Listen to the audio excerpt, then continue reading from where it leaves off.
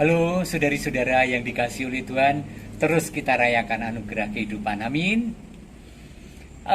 Sesudah saya mengunggah tentang sembahyang leluhur di saat Imlek, lalu banyak orang yang berkomentar, Anda bisa mencek di chatting YouTube saya, tetapi kemudian juga ada yang beberapa menelpon untuk minta keterangan tentang hal yang mereka biasa lakukan.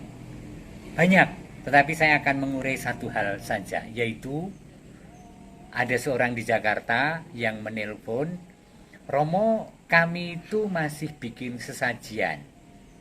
Tetapi ketika saya membuat sesajian, saya hanya berdoa rosario, mohon keselamatan jiwa-jiwa, dan kemudian sesajian itu saya makan.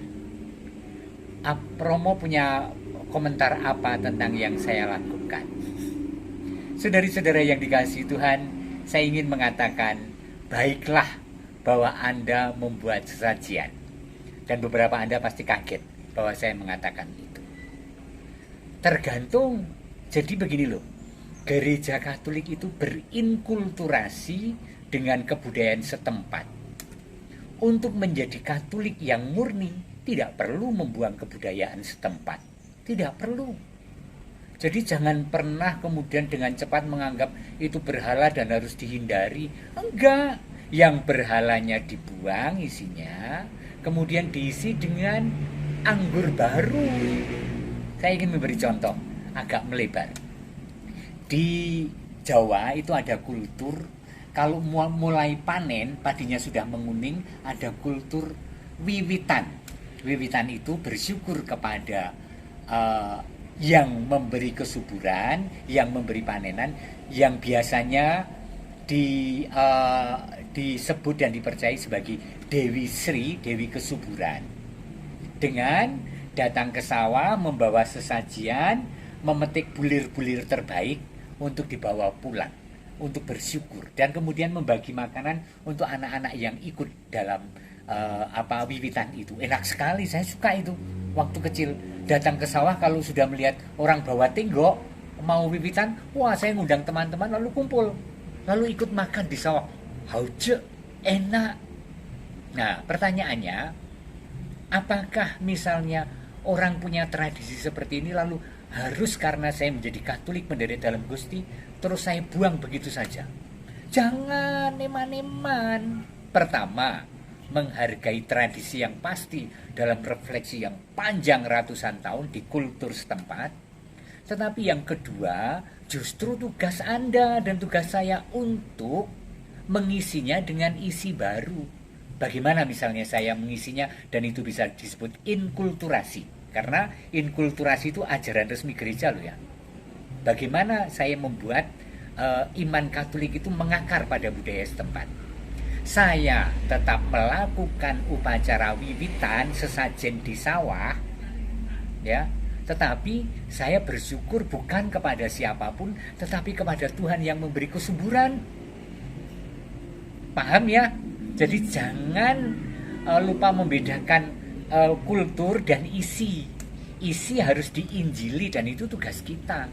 Nah, demikianlah juga ketika Anda membuat sesajian ketika hari Imlek.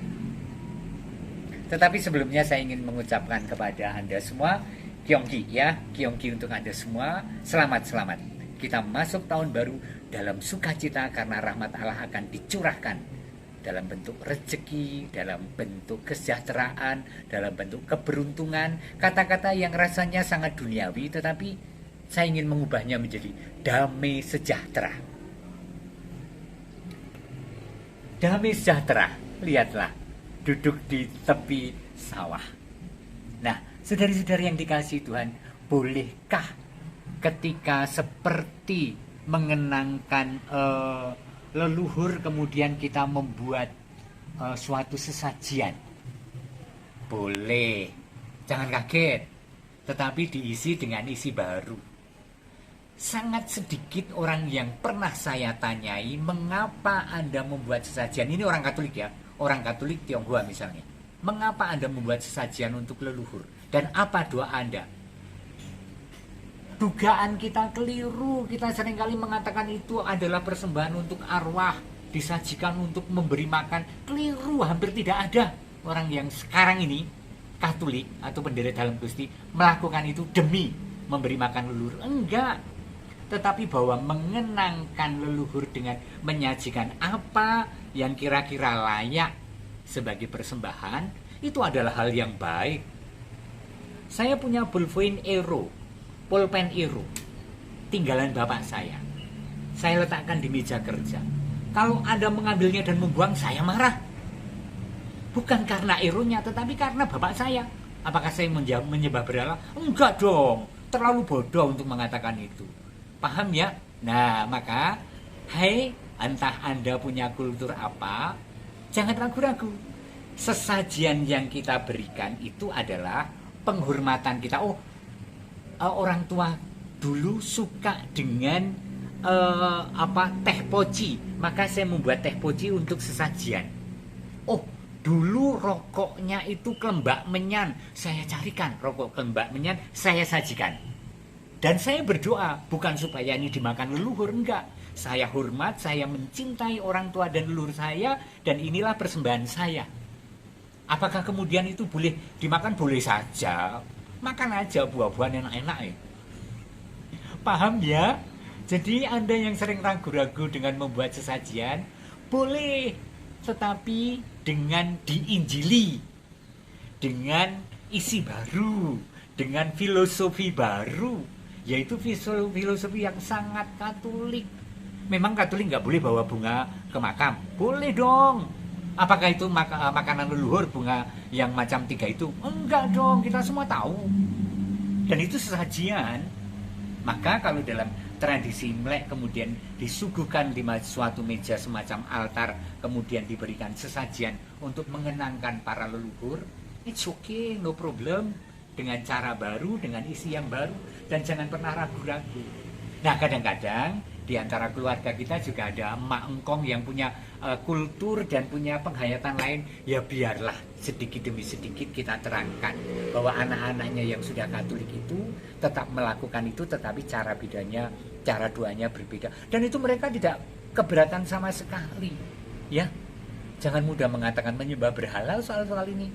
Dahsyat sekali. Oke, sekali lagi selamat merayakan Imlek Kyonghi untuk Anda semua ya. Tuhan memberkati Anda dengan kesejahteraan. Berkat. Amin. Ciao.